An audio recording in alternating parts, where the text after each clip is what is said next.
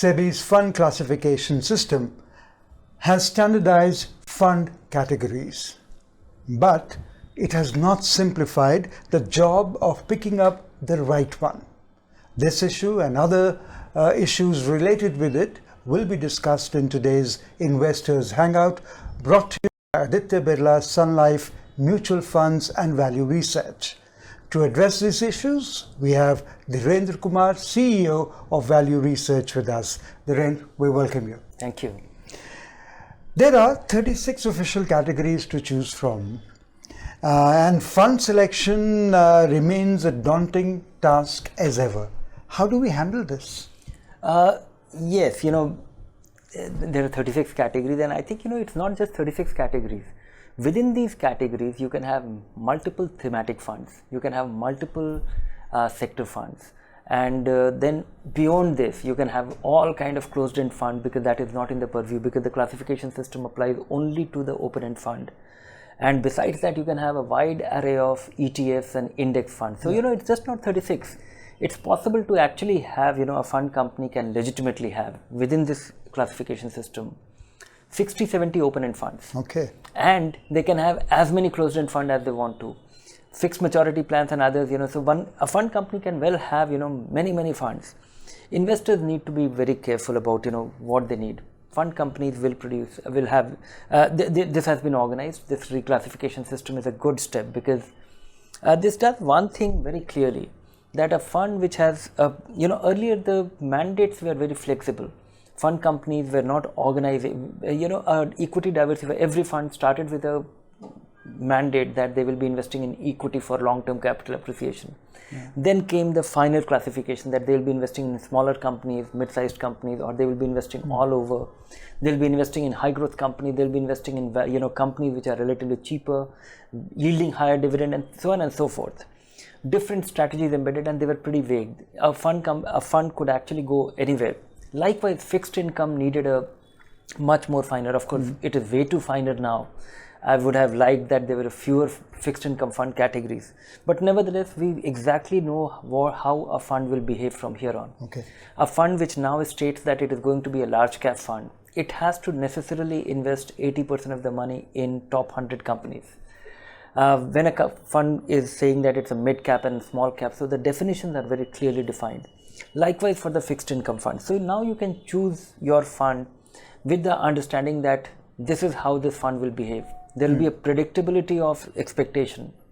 Earlier, a fund could have started as a mid cap fund, would have gone on to become a value fund. Correct. And then if it would have turned big, maybe by forced to become a large cap fund, because that was the only way out for the fund. So it's not going to be a namesake fund. It's going to be something that whatever it is saying, defined. It has to do. So what in computing is said is what you see is what you get. What is being said is what you will get at all times. Then comes there are too many kind of funds available in a structured format. Most investors can ignore most, because what you need is a good equity fund, a diversified equity fund for your long-term money. You need, if you're getting started, conservative investor should be considering a balanced fund or a hybrid equity fund. So you can actually now look at 4 or 5 categories that will fulfill most of your needs. Money for few days, consider long-term short liquid fund, and the short duration funds. So 3-4, and for your tax saving needs and long-term investment, just have a set of multi-cap fund, and that will do your job. So if an investor is looking at his needs, 5-6 kind of funds will do all your job. You can do with that, and you can clearly you can well afford to ignore the rest, and you can focus on these 3-4 needs: money for many years, money for conservative investor, and short term and immediate term, short term parking avenue. 5-6 kind of funds will actually do your job, fulfill most of your needs, and the rest of them you can safely ignore, and you will not miss out on anything meaningful. Okay, what are the aggressive hybrid funds that you were mentioning a while back? Are they now replacing the balanced funds? Yeah, they are the erstwhile balanced fund. Yes. Balanced funds were actually not balanced for a long time. So, they were 65, 70, 75% into equity. So now they have been renamed as aggressive equity fund. The erstwhile balanced funds are now aggressive hybrid funds. Okay. And there was no large balanced fund category. Now there is a very well defined balanced fund category which is balanced. 50% equity, 50% debt, plus minus 10%. So even a balanced fund will be a good way to start for people, but aggressive hybrid will be a reasonably growth oriented conservative vehicle for your long term investment. All right. So we have tax saving and multi-cap funds if we want to go long term, and we have aggressive hybrid funds if we are the first time investor. And then we have liquid and short duration debt funds if you are wanting to invest for a short period of time. Yeah, for when you need the money in 3-4 years, predictability of return, you don't want to take any significant downside risk. Fixed income funds are for you. And so these are the 4 funds that we have talked about. What about the other 30 to 32 funds of the categories that are left? Those are meant for active investors, nuanced. No, am I to be confused with these? No, I have been advocating for a long time that most investors should simplify their understanding and their strategy of investing. Keeping it simple helps. And I don't think a normal common investor, individual investor will be compromising on any big opportunity. Once in a while you will have, you have these dynamic funds and the credit risk fund and the arbitrage fund. These are meant for people who are looking at things tactically for the short run. If you are looking at, there are 2 categories which are very clearly specified by SEBI, which is, the solution oriented for investing for children and investing for retirement. Okay. But our view at Value Research has been that any investment is meant for retirement if you are actually investing for your retirement. Multi-cap fund is your retirement fund. Any multi-cap fund is a retirement fund. You don't have to necessarily worry about it. This is a classification system which has been done by SEBI to bring some order to the kind of funds that are supplied by the fund industry. Right. But you can well do without it. Any open-end fund where you start investing for retirement or you start investing for your children's needs, that's your children's fund. You don't necessarily need a label for that. Maybe there is a marketing imperative to this, that people, there are a lot of investors who are financially not sophisticated, they don't understand it. Maybe their expectation is that if it's a children's fund, then it's good for children. It may not be. The simple principle that you have to follow is that if your child is too young and you're investing for many, many years, 10 years, 15 years, invest in equity. As you get closer to your goal, move your money to fixed income and do it gradually. All these things should happen gradually. And any fund could be a good fund. In fact, you should be choosing the best funds of the generic kind for these needs. So there are 36 kind of funds, 32 kind of funds, and all kind of hybrid fund. And beyond this, as I said, that there could be many index fund, sector fund, thematic fund. They are meant for people who are trying to dabble on something. When you are looking at an infrastructure fund or a consumer fund or something, it is only violating the principle of the reason why you buy a mutual fund: diversification, instant diversification. It's a compromise on diversification. Unless you find a compelling reason not to get to get after it for a specific expectation or for a specific understanding, you should avoid that. Okay, and I guess this 5-year lock-in period that they have specified for the solution-oriented funds, which you mentioned, is perhaps to encourage people not to withdraw that kind of money. Yeah, that could be useful for many people, but I just wonder that the investors should be disciplined about their investments. In any way. Of course, there is a problematic thing that when you are faced with the market turbulence, many investors get are anxious, or they get shaken, or they are driven out of the market. But choosing a good fund, investing regularly for whatever goal, and sticking to that action plan that you have crafted, devised for yourself. That's the simplest and the easiest way of achieving. And then your range of selection, you are able to choose the finest of the lot. In India, we are still going to have a long time before active investment becomes, comes under question. So active, where a fund manager is taking a call and adding value and is able to generate substantially higher return than benchmark. More so with your regular investing, where an investor with his discipline is able to earn more return by averaging his investment in a turbulent market like India. So choose the finest of the generic kind. Stick to that. That is meant for naive investors who are not disciplined. They don't know much. They get scared by the market, and they are not going to be regular, and they don't want to understand. Maybe for them it might be useful. Okay. Then what about the investors whose funds have merged into another, and how will it be taxed if somebody exits that funds now? Oh, this was taken care of in the Union Budget 3 years ago, where the fund merger is not treated as a new investment. This has been thrust upon by somebody else's action. Earlier, the situation was that 3 years back, a fund merger was treated as redemption of a fund and purchase of a new fund. No longer. Your initial date of investment is considered as your date of purchase, and if you have held it for over 1 year, it will be considered as long-term capital gains. Moreover, with this long-term capital gains tax of 10%, all your gains till January 31st, 2018 is tax exempt. So only your gains subsequent to that will be taxable. So there is no tax implication of a fund merger. There is an implication in terms of, a lot of funds have changed their objective. A fund merging with a similar kind, I don't think investors need to worry. There are funds where there has been a fundamental, there is change in the fundamental attribute.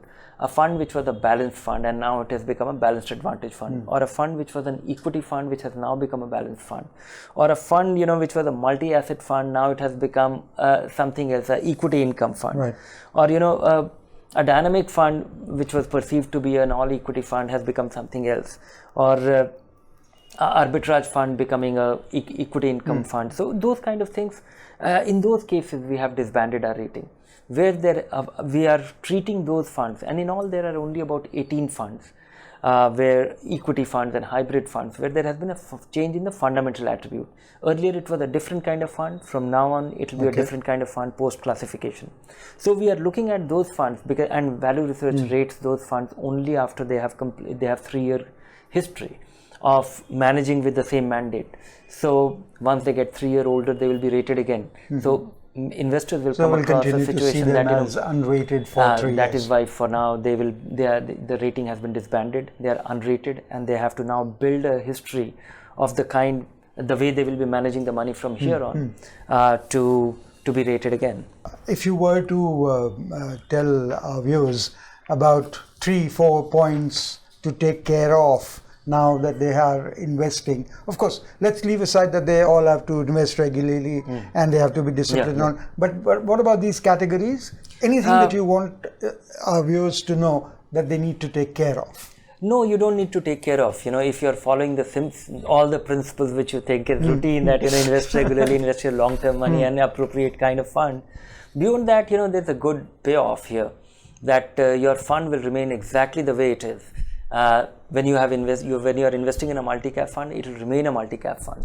If you have chosen to invest in a small cap fund, it will remain a small cap fund. So don't do much. Devise a plan, be at it, and from here on, expect greater continuity. Earlier there was a problem. A fund which was a large cap fund became a mid cap fund or something. They were very loosely defined. No longer. Okay. So you know how to pick funds post this new classification, and we are here. You can write into us, and it's now time now, Dhiren, to go on to the Q&A part of our program. We have a first question from Nagesh. As the criteria to consider a stock mid cap or small cap for mutual funds has been precisely defined by SEBI, does it mean that the investment in mid and small cap funds will now be safer than they were in the past? No, not really. In fact, sometimes earlier it was very loosely defined, depending on my choice. So if I have to invest 100 rupees, 66 rupees goes into growth, 33%, and this way I will actually be diversifying with strategy. These funds will actually provide me the cushion on a big decline.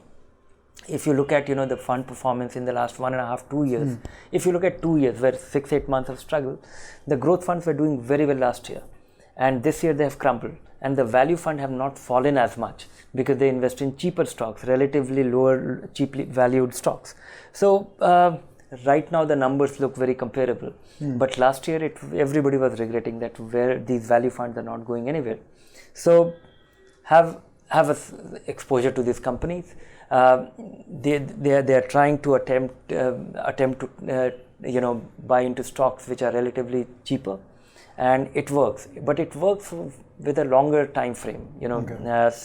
I still think that growth investing is the way to go for Indians. Well said. Kiran writes in, is there a category of funds which invests only in future and options? There is a category, but you don't really derive the benefit. If your expectation is that here is a fund which will be able to leverage its capability of investing in derivatives to give you substantial return or superlative return, no. We have the arbitrage funds which invest in futures and they sell in the cash market. Mutual funds are prohibited from dabbling into derivatives in a manner which becomes speculative. So no, not of that kind. There are arbitrage fund which gives you a return almost like a liquid fund. So the spirit of your question, the answer is no. Technicality, yes. There are funds which invest only in futures and cash market. Okay, we have next question from Ashish, and he writes that I have both direct shares and equity mutual funds in my portfolio with a long-term vision. Is it fine, or am I just duplicating efforts? You are not duplicating effort. If you're trying your hand, I think be methodical about it. The only thing you should worry about is these are different ways of achieving the same results.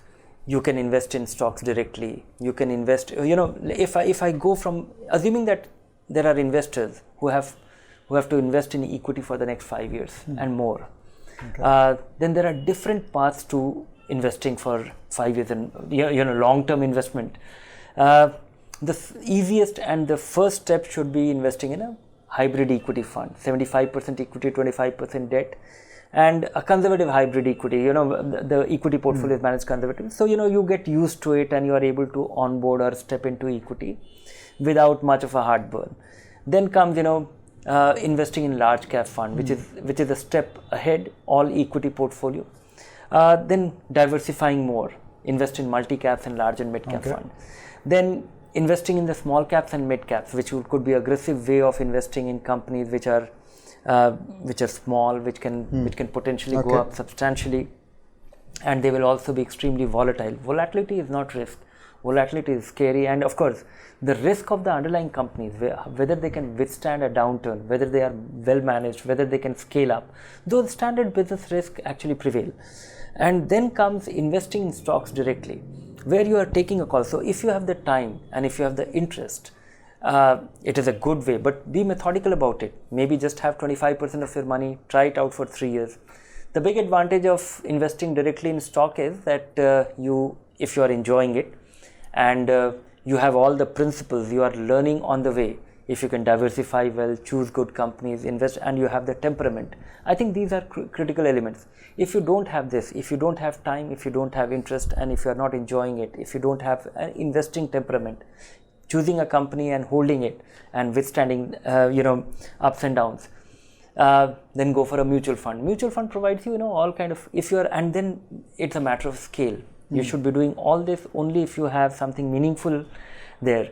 For your 2,500 rupee, it is very hard to do all that and make sense of it.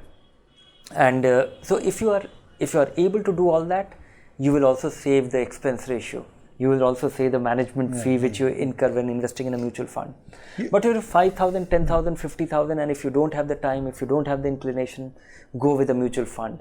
They offer you substantial benefit of doing all this without much to worry about. Yes, you are duplicating effort, but it is worth attempting. I don't think they are different way. They are completely different. You are meeting the same goal more efficiently, but you should have those variables to be investing directly. While answering this question, you mentioned, and it has kind of stayed in my mind, about volatility, that one should not be scared of it. Yep. More people are. I mean, most of us are scared of volatility. But you just mentioned that it is one should not be scared of it. It's not a risk. Volatility is a risk if you don't have time on your side. Okay. Volatility is a risk if you don't know what you're doing, what you're into.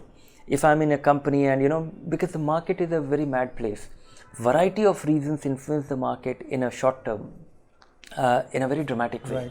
Right. You come across a news item, something happening in North Korea, and the market tanks by 5%. Sentiments play a role. That doesn't mean that, but if you are an investor, then you are investing or you're becoming the part owner of a company, where a lot of people get up in the morning to do an activity, and end of the day they make profits.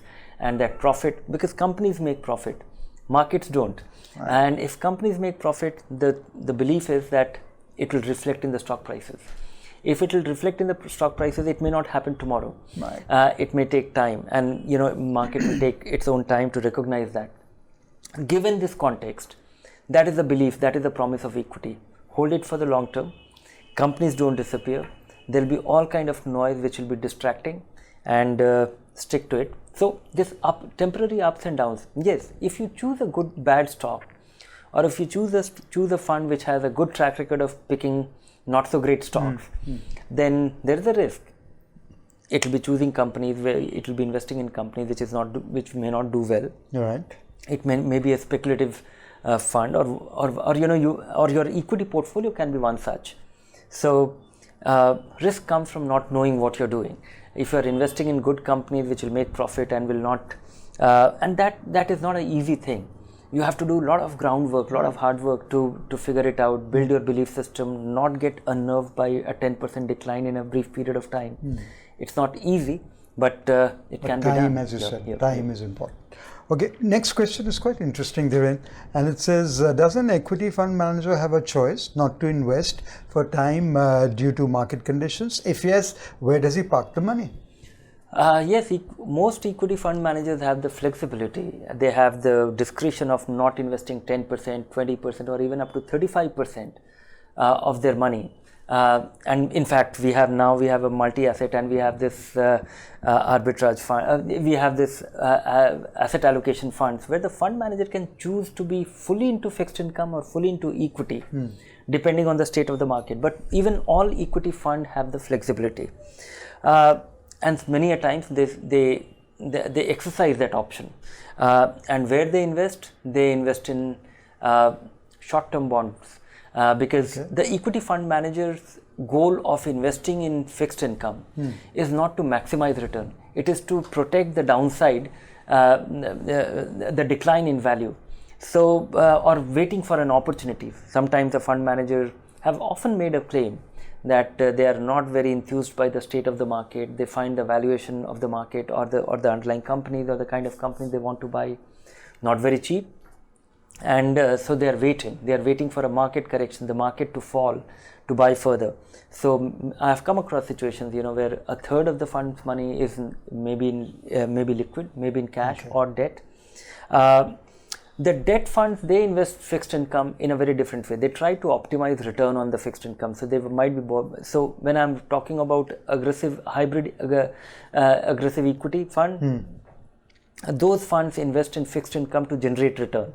They try to generate return by investing in a kind of bond which will be more than the usual short-term bonds, and they will be investing 2/3 of the money in equity. The equity fund per se, they don't maximize return. They just try to maintain liquidity and some return. Okay. And related to this is a question by Wadia, and he says, how do fund managers maintain liquidity in their funds?